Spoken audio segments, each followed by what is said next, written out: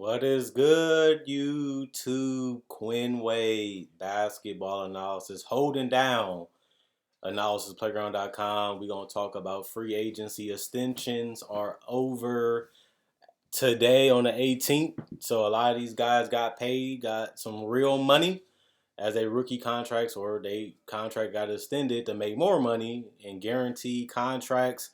It's a fun day for everybody that worked hard, put in a lot of work, sacrificed a lot of time, relationship, family, friends to make their dream come true and to continue to have it come true while still playing in the NBA, while still playing against the best and having to secure money. That's always what it's about, especially when you play for a team that you want to see a future with or have a future with. We see Kevin Huerter agreed to a 4-year, $65 million. This was a guy that averaged 11 points, 3 rebounds, 3 assists in 30 minutes. Has become a huge part of what they do. A guy that can handle the ball a little bit, can pass a little bit, can shoot the three, can shoot some mid-range every once in a while.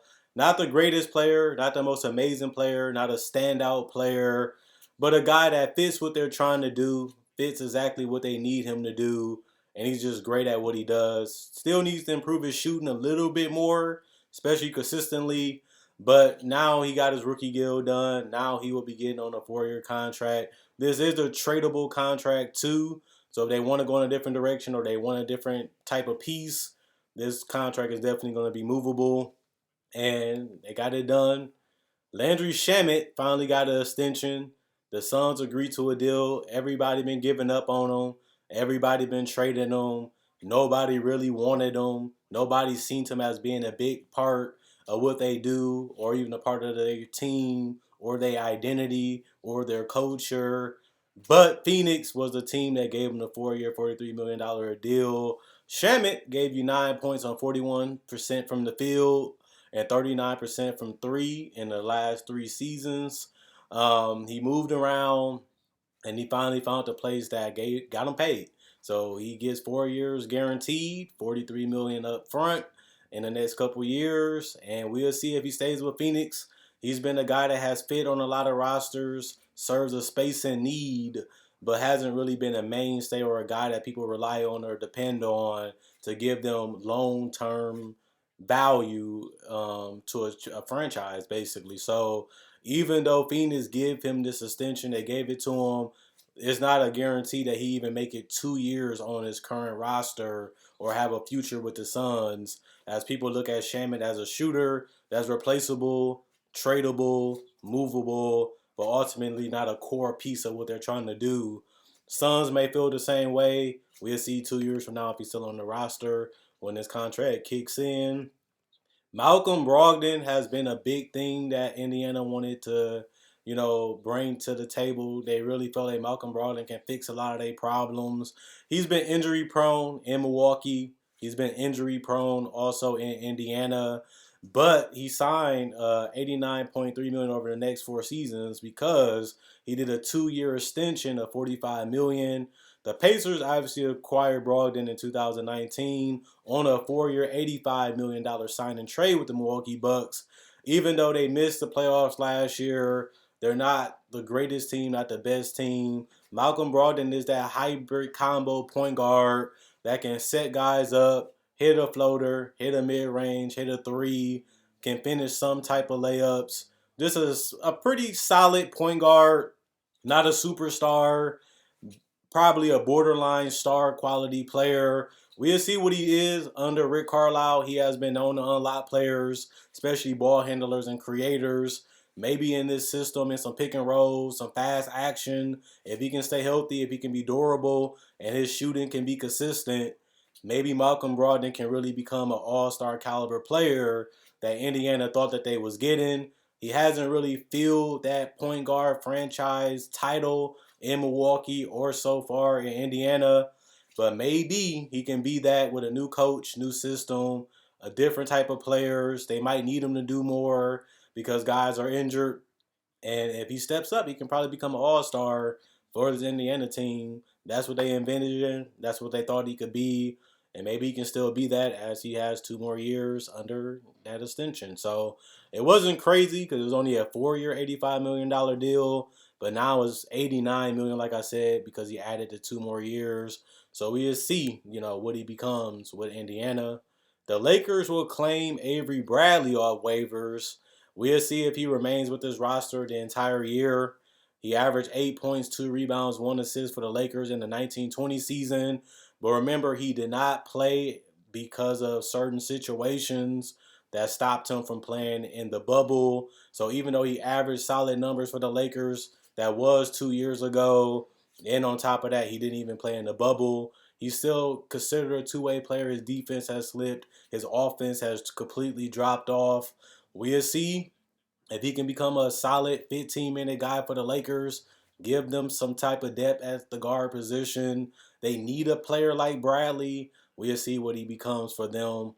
The Bucks agreed to a 2-year, $20 million extension with Grayson Allen. So this isn't a lot of money. This isn't crazy. The Bucks agreed. The Bucks acquired Grayson Allen in the Memphis trade this summer. Allen career high 10 points, 3 rebounds, 2 assists last season. The hope, though, is Allen fills the void that they lost from Bryn Forbes. I think that he can. He's a big guard. He can hit threes. He can play off the ball. Can be dangerous off the ball. Gives a little feistiness defensively. Has more size. Has a little bit more versatility. They only paying him $10 million a year basically because it's a 2-year extension for $20 million. So it's going to be around $10 million a year. Not a lot of money, not a crazy amount of money. I don't think he's going to have the biggest or hugest role, as they have guards currently on their roster that are better than him or can do more than what he does. But they're not asking him to do a whole lot. He's a rotational player, a borderline starter for them, and he is a guy that can fill that role and that need for him. Jaren Jackson agrees to a 4-year, $105 million extension. Jackson averaged 14-5, 1-1, and 1 block. So 1 assist, 1 steal, 1 block, 14-5 within 23 minutes over 11 games with the Memphis Grizzlies. He's been touted as a guy that can be great multiple years from now. Has been very, very injury prone. When he's on the court, he is foul prone. Not the greatest rebounder. A guy that can space the floor. A guy that can play in the pick and roll. A guy that can be a finisher with his length and athleticism and mobility. We just haven't been able to see him put it all together just because he's been injured or he's been out of the games because he fouls a lot. It's been a huge problem for this team, but they love what they have. Everybody think he can play. Everybody think he has potential. Everybody's seen what he could do on the court when healthy, but he hasn't fulfilled that all-star, superstar potential or two-way play yet in his career. They hoping with this extension that they can ramp him up, bulk him up still, and get him playing that 5 position too. Some of that 5, but he ain't ready for that yet.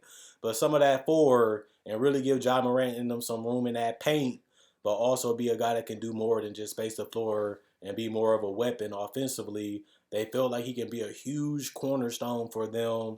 He hasn't been able to put it all together just yet.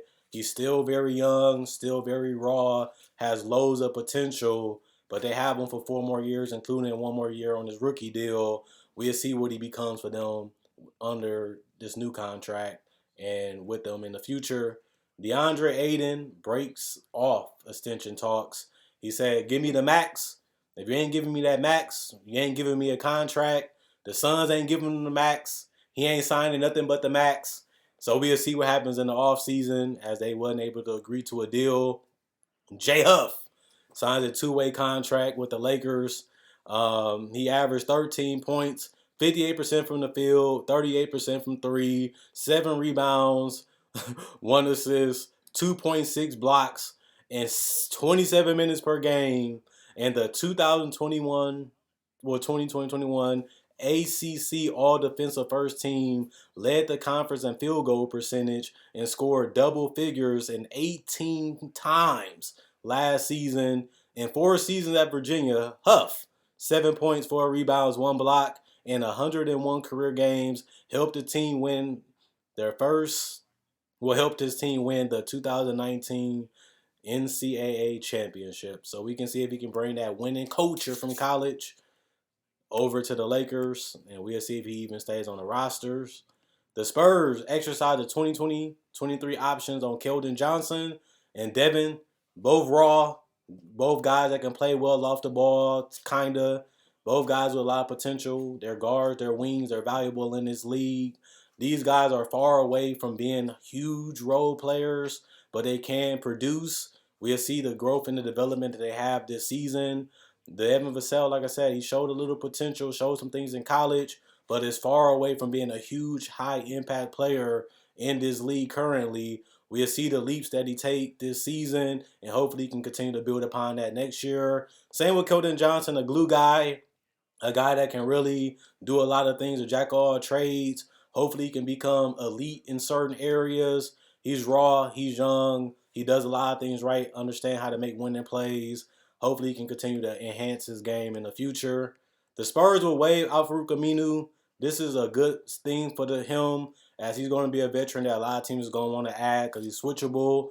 He can hit some threes, but ultimately isn't the greatest player to depend on, ain't the most reliable player offensively, but he do give you some switchability and can hit some shots, especially with the right team around him, the right players around him. He can still be a solid rotation player for a lot of teams, and we'll see what happens with that. Other than that, that's about it for today news. Free agency. Quinn Wade, basketball analysis signing out. Congrats to everybody getting their extensions. Continue to put in the work. Continue to work harder. Allow your body to develop. Keep pushing yourself so you can exceed the expectations that you have, what people have, and ultimately achieve the goals that you have set out for yourself in this league. And that's all I can do. Good hope. Do your thing. I'll see y'all tomorrow, hopefully. Quinn Wade, basketball analysis. I'm gone.